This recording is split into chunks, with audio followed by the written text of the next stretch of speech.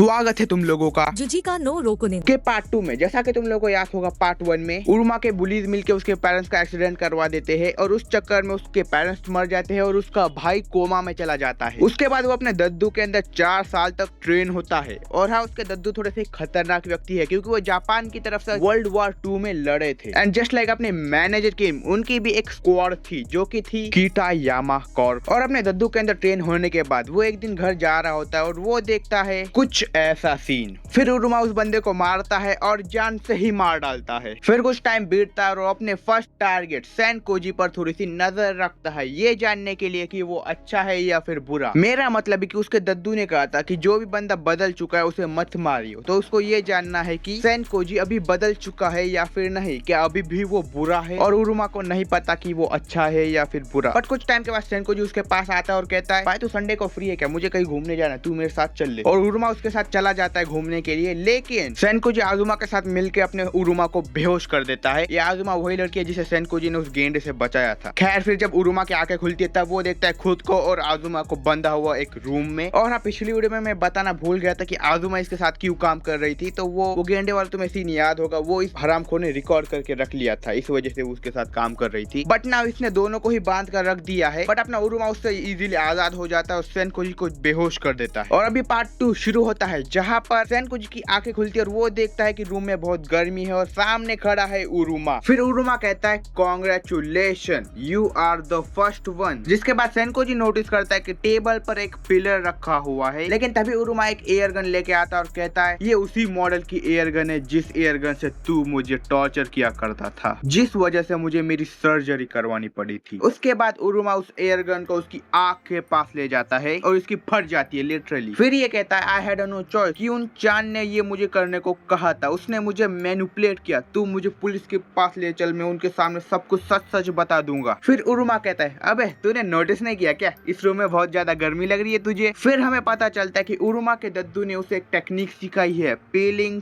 Torture. फिर उरुमा उसको आईना दिखाता है और वो देखता है कि उसका कुछ ऐसा हाल हो चुका है। तो बेसिकली उरुमा ने यहाँ पर ये किया है कि इसकी स्किन का 0.2% इसने छील दिया है, जिस वजह से इसकी नर्व दिख रही है। इससे होगा ये कि अगर कोई भी उसे टच करेगा तो उसे ऐसा फील होगा कि उसकी पूरी शरीर में आग लग चुकी है। जो होते हुए हम लोग देखते हैं, उरुमा इसको बस टच करता है और उसको ऐसा लगता है कि इसकी पूरी शरीर में आग लग चुकी है, ये तड़पने लग जाता है। उसके बाद उरुमा उस पर एयर गन शूट करता है और ये उल्टी कर देता है और फिर ये शायद से पागल ही हो जाता है साला। ये कहता है कि क्यू चांद ने मुझे मजा लूटना सिखाया था, पहले किसी से प्यार करो और फिर उसे तड़पाओ। मुझे बड़ा मजा आया था जब तुम्हारे पेरेंट्स मरे थे, तुम तड़पे थे। फिर उरुमा कहता है, चलो ठीक है, एटलीस्ट तुमने सच तो बोला। और फिर बैंग बैंग बैंग उरुमा उस पे इतनी बुलेट्स फायर करता है कि उसकी बॉडी उसको सहन नहीं कर पाती और देख के तो यही लग रहा है कि ये मर चुका है। खैर, फिर अपना उरुमा उस लड़की के पास जाता है और कहता है कि अभी जो यहाँ पे हुआ वो किसी को मत बताइए, वरना तुझे पता है तेरे साथ क्या हो सकता है। और फिर उरुमा घर जाता है और इतना थक जाता है कि वो जमीन पर ही सो जाता है। फिर वहाँ पर अपने दद्दू आते हैं और कहते हैं, सो जाओ बेटा, इसके आगे का मैं संभाल लूंगा। फिर हम देखते हैं सुबह का सीन जहाँ पर हम लोगों को दिखाया जाता है कि उसके भाई की कंडीशन जो कि बहुत ज्यादा बुरी है। और फिर हमें पता चलता है कि इस सब में अब पुलिस भी इंक्लूड हो चुकी है क्योंकि सेनकोजी गायब हो चुका है। और अब वक्त है सेकंड टारगेट का, उशिरो युगा, जो कि एक क्लब में बैठा होता है और वहाँ पे उसको एक मैसेज आता है जिससे हमें पता चलता है कि इसका कुछ उस टाइप का धंधा है। और तभी उसके पास एक लड़की आती है जो कि कहती है कि अभी उसे इस टाइप का धंधा और नहीं करना। अरे बे यार,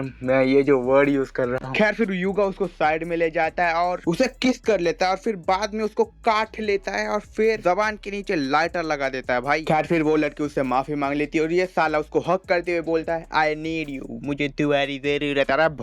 भाई मैं कसम से बोल रहा हूँ, मुझे इस टाइप के एंटेगनिस्ट देख के बहुत गुस्सा आता है। बट हाँ, इसके साथ जो एनिमी होगा वो देख के मुझे बहुत अच्छा लगा था। खैर, फिर सीन शिफ्ट होता है अपने उरुमा पे जिसके पास आई है पुलिस। सिंस सेनकोजी गायब हो चुका है और सेनकोजी उन 5 बुलीज में से है जो उरुमा को परेशान किया करते थे और उरुमा ने पास में इन पर कंप्लेन भी फायर की है, इस वजह से पुलिस इनके पास बताइए कि क्या पता भाई तूने उसको मारा हो। और पुलिस उरुमा से थोड़े बहुत सवाल पूछती है, लेकिन तभी यहाँ पे एंट्री मारते हैं दद्दू और फिर दद्दू इन लोगों को भगा देते हैं। लेकिन उस ऑफिसर को अपने उरुमा पे शक हो चुका है, जो कि दद्दू ने नोटिस कर लिया है। और अभी यही चीज दद्दू उरुमा को बता रहे होते कि कोई भी गलती मत करना जिससे तू पकड़ा जाए। और फिर अब हम लोग आते हैं इन 4 हरामखोरों पर, और इनका जो लीडर है क्यों उसे लग रहा है कि शेनकोजी मर चुका है। और थोड़ी बहुत बात करने के बाद इन लोगों का शक जाता है अपने उरुमा पर। और तुम जरा इसकी शक्ल देखो, देख के नहीं लग रहा कि ये हरामखोर है? बाय द वे, अगर तुम में से किसी ने ये मांगा आगे तक पढ़ी है तो तुम लोग मुझे जरा कमेंट में बता दो कि ये लड़का है या फिर लड़की। बाय द वे, कुछ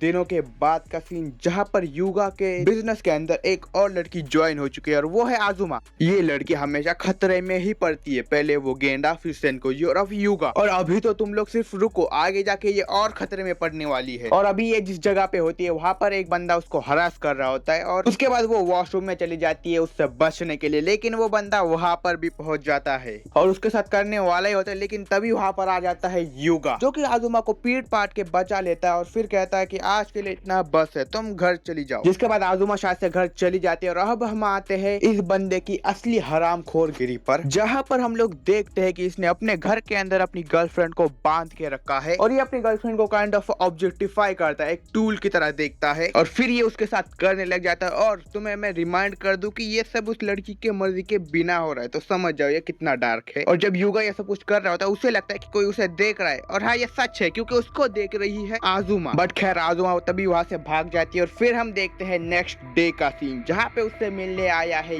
युगा, जो कि पूछता कि क्या तूने इस लड़की को देखा है। ये अपनी गर्लफ्रेंड की फोटो दिखा के पूछ रहा होता है कि क्या तूने इसको देखा है, और आजुमा कहती है नहीं। लेकिन युगा उसका झूठ बड़े ही आसानी से पकड़ लेता, फिर उसको दबोचता और उस पर नाइफ से अटैक करने वाला होता है। लेकिन अपना सेकंड पार्ट यहीं पे खत्म होता है। Tata bye bye, good bye, see you in the next part. और हाँ, कमेंट में बताओ कि तुम्हें इस लड़की की किस्मत और मेरी हिंदी कैसी लगी।